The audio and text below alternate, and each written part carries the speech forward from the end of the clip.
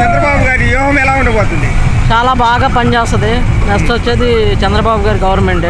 అంటే వాళ్ళు అంటున్నారు ఆల్రెడీ ఇంటింటికి పథకాలు ఇస్తున్నాం కాబట్టి వైనాట్ 175 మాయనని అంటుంది కదా. మేము కూడా ఇస్తున్నాం కదా, మేము వాళ్ళకన్నా బెటర్గా ఇస్తాం, బెటర్గా చేస్తామని కదా. 175. అదేవిధంగా చూస్తే ఆల్రెడీ ఇలాంటి వాళ్ళు మొన్న ఆల్రెడీ కొడాలి నాని కూడా అంటారు, ఇలాంటి వాళ్ళు ఎంతమంది కలిసి వచ్చినా కూడా జగన్మోహన్ రెడ్డిని ఏమీ చేయలేరు, మళ్ళీ అధికారంలోకి మేమే వస్తాము. ఏం చేస్తామో రేపు ఓటింగ్లో చూపిస్తాం త్వరలో. అదేవిధంగా చూస్తే మన సత్తా రామకృష్ణారెడ్డి కూడా అంటుంది ఏదైతే ఉందో ఆల్రెడీ అతి త్వరలోనే మళ్ళీ చంద్రబాబు నాయుడు జైలుకి వెళ్ళే అవకాశం ఉంది. ఆల్రెడీ వెయిల్ మీద వచ్చాడండి. ఏమని ముద్దా జగన్మోహన్ రెడ్డి గారు ఆయన జైలుకి వెళ్ళకుండా ఈయన ఎలా వెళ్తాడు? ముందు ఆయన పంపించాలి కదా, ఆయన పంపించాక ఈయన వెళ్తాడు. ఈయనే వెళ్ళడు, వాళ్ళే వెళ్తారు. అన్నిటికీ సిద్ధంగా ఉండమనండి. అదేవిధంగా చూస్తే ఇద్దరు మొన్న ఆల్రెడీ రోజా ఇలాంటి వాళ్ళు ఎంతమంది కలిసి వచ్చినా కూడా ఏమి చేయలేరు. ఆల్రెడీ చంద్రబాబు ఇలాంటి వాళ్ళు అందరూ కలిసి అందుకనే భయపడి మారుస్తున్నారా? ఇక్కడ వాళ్ళు అక్కడికి, అక్కడ వాళ్ళు ఇక్కడికి.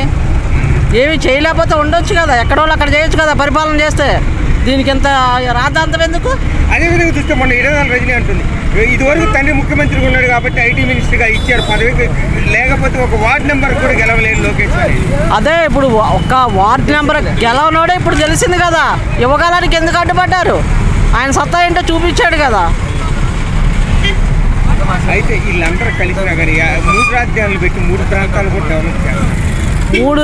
అదే దౌర్భాగ్యం. మన రాష్ట్రాన్ని పెట్టి 3 రాజధానులు ఏంటండి? ఒక రాజధాని అమరావతి అని చెప్పేసి అందరిని తీసుకెళ్ళి ఆ రోజు పిఎం గారు వచ్చేసి నరేంద్ర మోడీ గారు చేస్తే దాన్ని ఇప్పుడు 3 రాజధానులు చేస్తున్నట్టు ఏంటి? అసలు ఏముందండి? గవర్నమెంట్ ఏం చేస్తుంది? పథకాలు ఇస్తున్నాం అంటున్నారు. ఏంటి అసలు?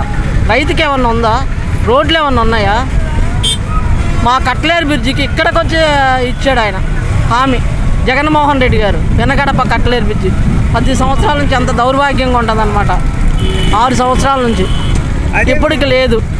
అదేవిధంగా చూస్తే ఆల్రెడీ ఇప్పుడు మళ్ళీ షర్మిల కూడా కాంగ్రెస్ నుంచి వస్తుంది. ఆల్రెడీ ఇటు అన్న వైఎస్ఆర్సీపీ వీళ్ళిద్దరు దాటి తట్టుకునే అవకాశం ఉందంటారు చంద్రబాబు నాయుడు గారు.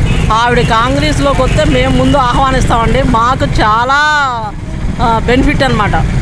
అన్న మీద పోటీ ఆమె చేస్తే మాకు ఇంకా అదృష్టం అండి. షర్మిల మాకు కూడా కలిసి వస్తుంది అనుకుంటున్నాం. షర్మిల రావాలని మేము కూడా కోరుకుంటున్నాం. ఓకే. మాది కృష్ణా జిల్లా ఏర్లపాడు మండలం దాత్వారం. ఏర్లపాడు మండలంలో దాత్వారంలో మాకు వైసీపీ కాలనీలు ఇచ్చిండు. ఇంతవరకు రాలా. ఏడో పొరుగురులో ఇచ్చిండు. ఇల్లు కట్టాలంటే కట్టలేదు. ఇంతవరకు మాకు రాలేదు. దాత్వారం ఏర్లపాడు మండలం దాత్వారం. మేము చంద్రబాబే రావాలనుకుంటున్నాం. అంటే ఇప్పుడు ఆల్రెడీ ఇంటింటికి పథకాలు వస్తున్నాయి కాబట్టి పథకాలు వచ్చినాయి, వేసినాయి. పథకాలు వేసినాయి, ఆడవాళ్ళకి వేసినాయి. మా మగవాళ్ళకి ఇల్లు కట్టించుకొని ఇది చేసుకోవాలి. కానీ దేనికయ్యి మాకు అనవసరం అయ్యి ఇల్లు కావాలి. మాకు ఇల్లు కావాలి. ఆడవాళ్ళకి వేసారు. ఆడవాళ్ళకి ఏం సుఖమా? దేనికి సుఖమా? పింఛనీళ్ళు ఇస్తుండ, పింఛనీళ్ళ సుఖమా? ఆపరేషన్ కిట్కి ఏమన్నా సుఖమా? ఇప్పుడు మాకు తిరగటానికి లేదు, ఏమీ లేదు. బైకులు పోయినాయి, అన్నీ పోయినాయి. ఇల్లు లేదు, కాలనీ లేదు, ఏమీ లేదు. మాకు ఏమీ లేదు. మాకు ఈ అబ్బాయికి ఇల్లు లేదు, నాకు ఇల్లు లేదు. దేనికి? ఆడవాళ్ళు ఎలా మాట్లాడాలనేది కొంతమందికి తెలియదు. అలాగే రోజమ్మకి తెలియదు, నాని గారికి తెలియదు. అది